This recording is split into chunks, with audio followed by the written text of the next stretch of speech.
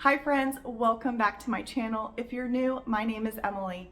Today's video is really fun. I'm very excited. It is part of a collaboration with 4 other wonderful creators, and we're doing patriotic wood DIYs. So let's get started on these projects, and then I'm gonna come back in after a couple DIYs and explain this awesome giveaway that we are doing. So let's get started. This first project, I have these 4x4s. I had these cut for a Christmas DIY project that I never got around to. So I am going to be using them for this project. So I have a 4-inch height one, a 6-inch, and an 8-inch.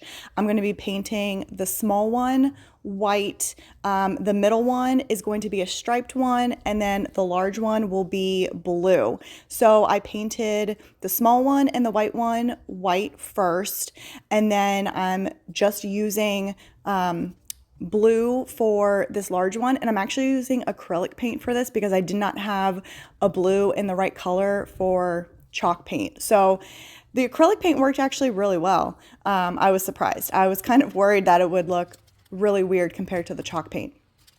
But for the middle one, I am doing red stripes. So I am using, I believe this is 1-inch thick painter's tape, and I am just using a little thin strip to create an even division between each stripe. And then I'm going to paint everything else red. I'm using a burgundy color. It's an acrylic paint. So I did have to do 2, maybe 3 coats. I can't remember if I used 3 coats or not. I think it was just 2, but I had to do multiple coats because the acrylic paint is a lot thinner, but I really liked the dark red versus like the bright red that I had for chalk paints. And I'm going to be distressing these anyways, so if it wasn't perfect coverage, it was okay. So like I said, I am distressing all of these. I'm just using 220 grit sandpaper, and I started with the white one, and then I went to this middle one, and I saved the blue one for last because I wasn't sure how that would affect the sandpaper and like transfer the blue onto the other colors. But I will say the acrylic paint was a lot shinier than the chalk paint, but once I sanded it down, the shininess kind of went away. So I used my Cricut machine to cut out a stencil for stars because I'm going to be putting stars on the tall one, and I didn't think about the fact that I would be removing this. Like, I didn't create a reusable stencil. I just used stencil film that I really like to use. I will link that in the description. But I was just very careful when I removed the stencil so I didn't tear the star portion. And then I was able to reuse this stencil for all 4 sides. So that was actually really good because I almost tore the piece apart, and then I would have had to create a whole other stencil.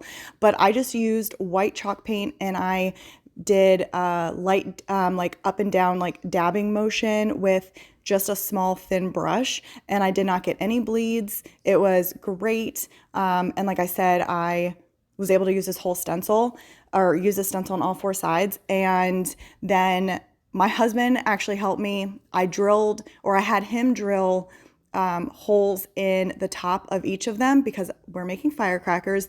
If you didn't realize that already, I don't know if I said that, but I grabbed this thick rope from the Dollar Tree. So he drilled the holes for me so that I could film, and I then grabbed the rope, and I used hot glue to adhere the rope into the top of the wood, and then I just cut the rope just to the height that I wanted.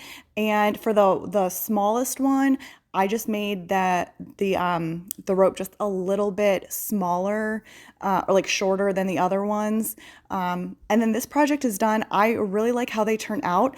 I saw on Pinterest like really large ones for your front porch, like for front porch decor, and I still have some larger 4x4s. So I think I'm gonna do that for the summertime for my front porch. So I hope you guys like this one.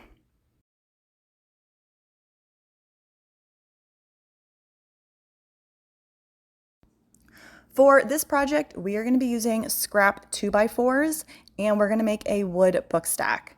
So if you've been around my channel for a while, you know that I love to create book stacks for the different seasons and holidays, and I always use books that I have thrifted. But because this is a wood DIY video, I'm going to be making a wood book stack. And this is my first time actually ever making a wood book stack.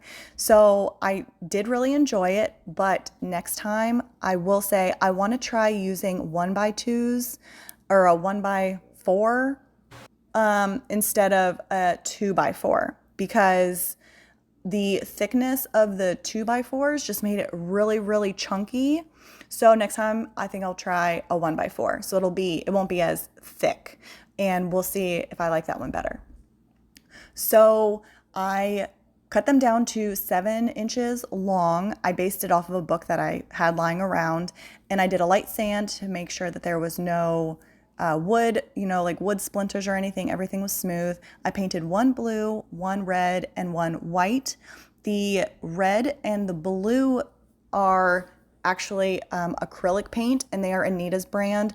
The blue in this one is a different blue than the first video or first project. The Anita's brand paint is definitely more matte finished, especially when it dries. It distresses really, really well too. And the first blue acrylic paint I used, I cannot remember the brand, but it was definitely shinier and it just didn't sand as well. So I really like using this Anita's brand if I have to use acrylic paint instead of chalk paint. So I sanded it down with 220 just to give it a little bit of distressing, and I ended up attaching the wood pieces together using wood glue and just a little bit of Star Bond.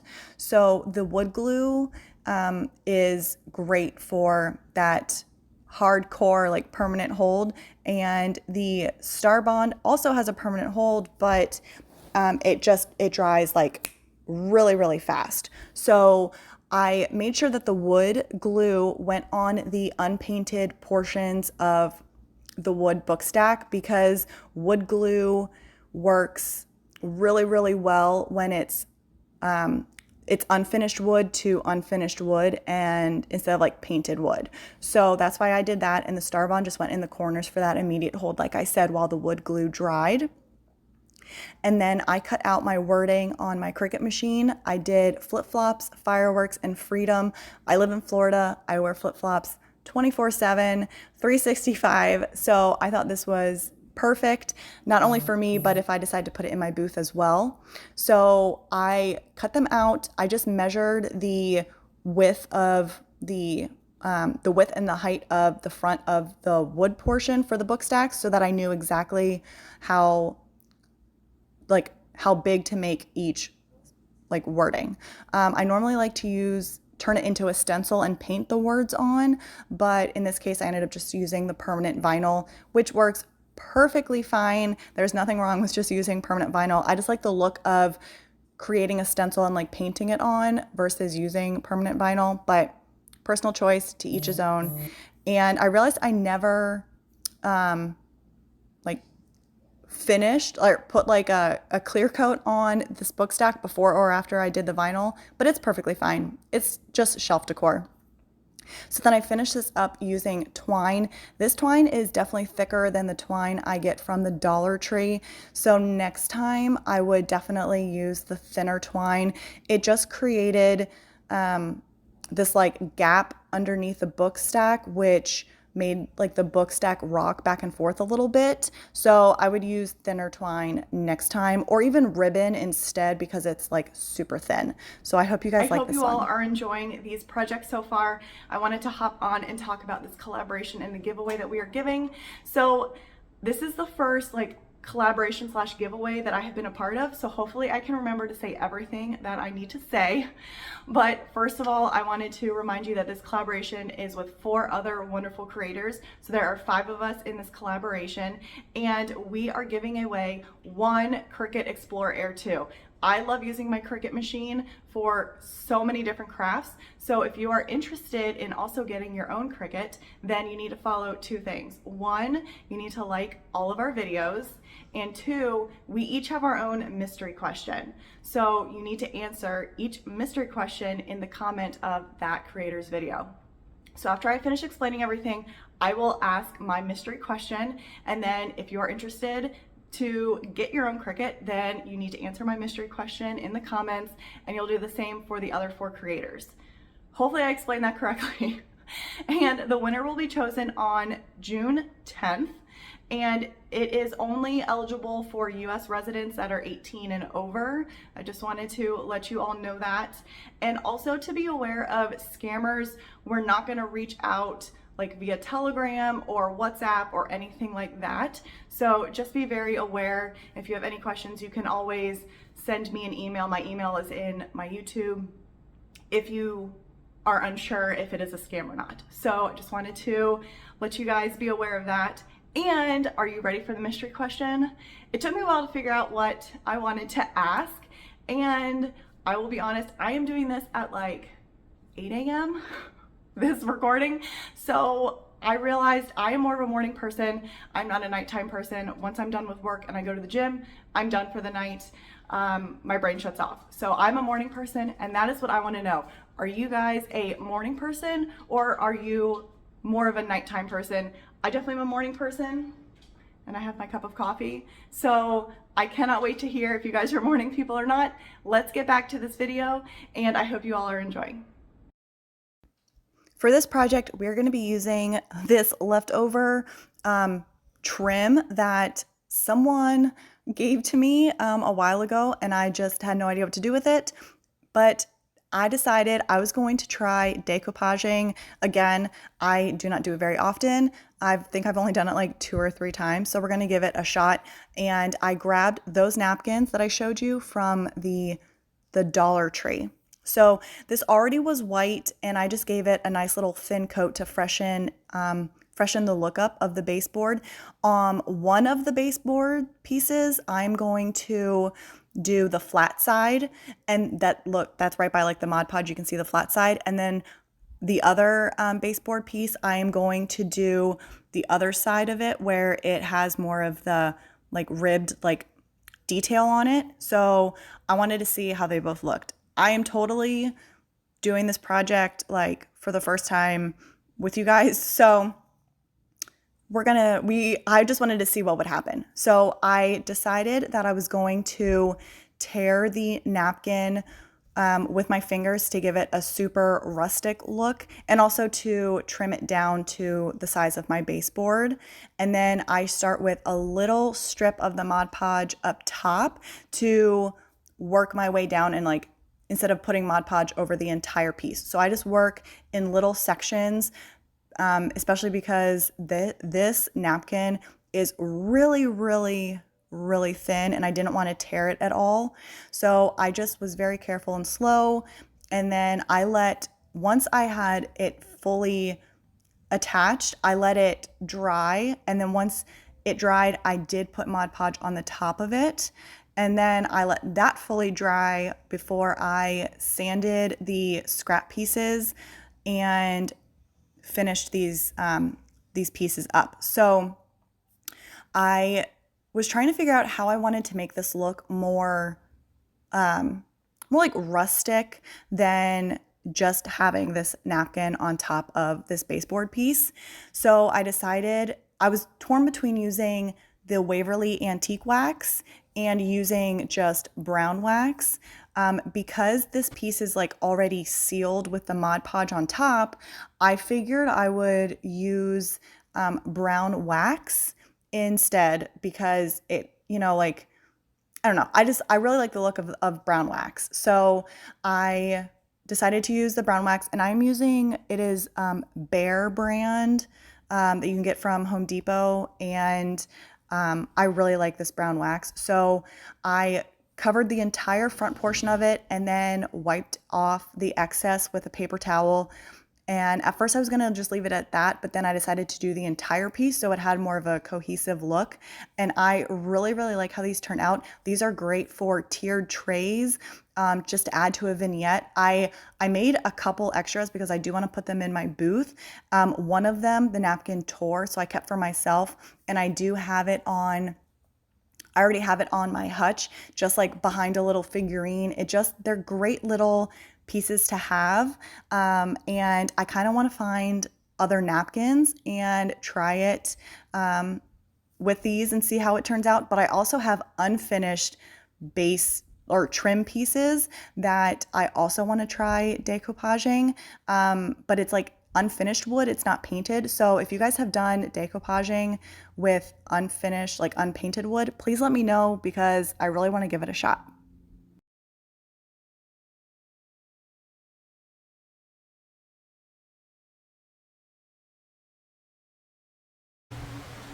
For our final project, we're taking this piece that I did a long time ago. It never sold in my booth or any craft event I went to. We're gonna transform this into a framed American flag.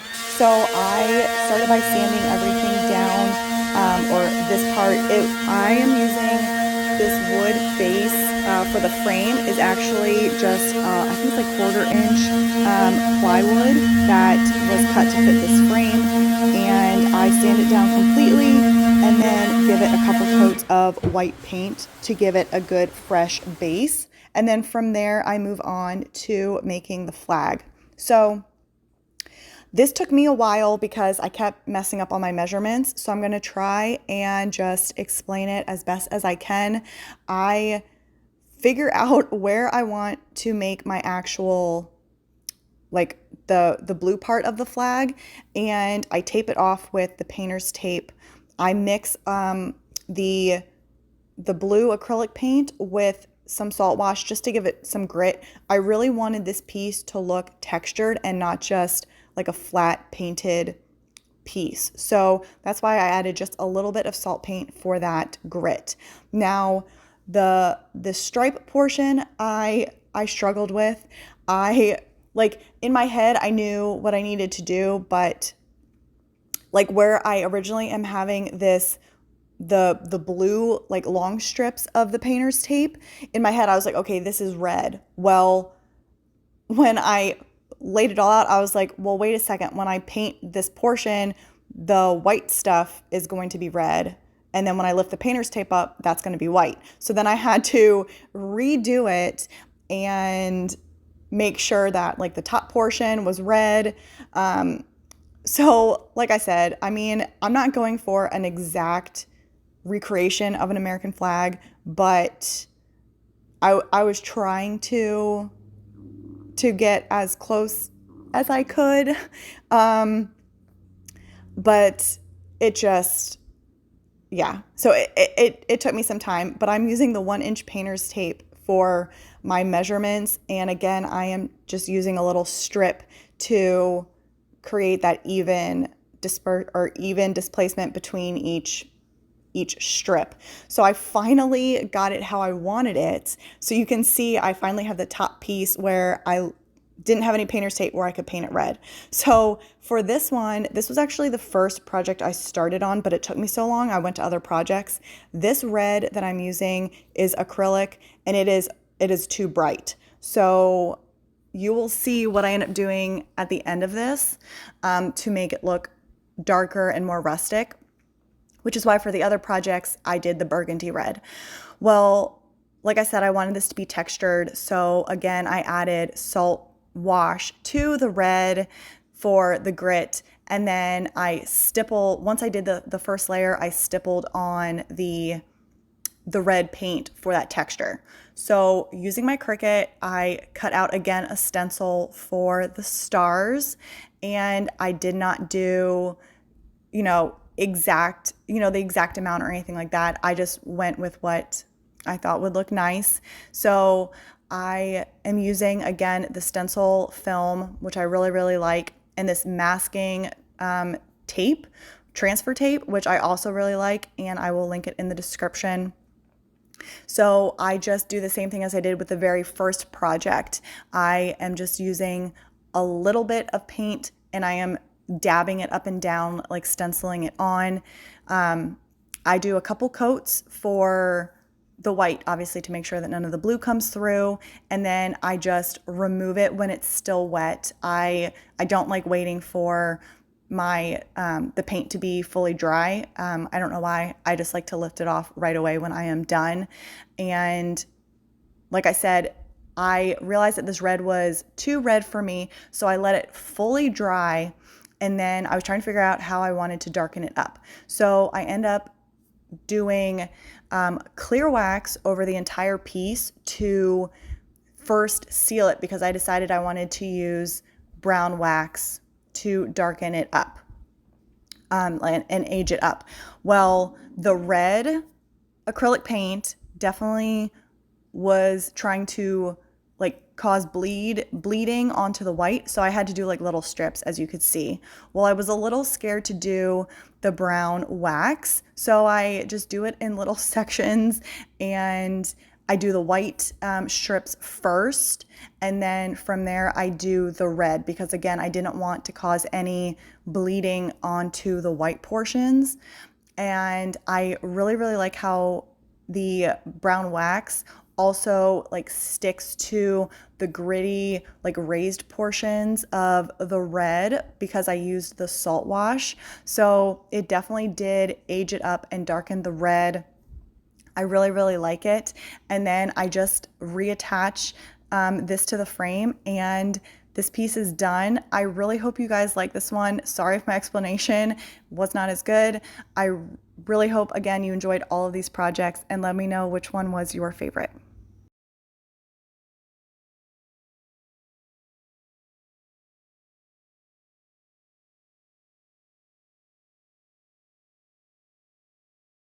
I hope you all enjoyed this video and these projects. I had so much fun making them. I have so many more ideas. I cannot wait to make more, so definitely stay tuned for more wood, well, not even just wood, more patriotic decor. I'm very excited to make some more. So let me know in the comments which one was your favorite, but also don't forget to tell me the mystery question: are you a morning person or not?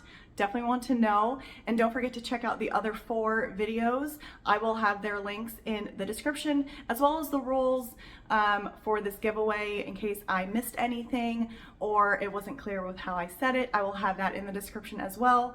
So definitely go check them out. I hope you have a great rest of the week, and I will see y'all in my next video. Bye guys.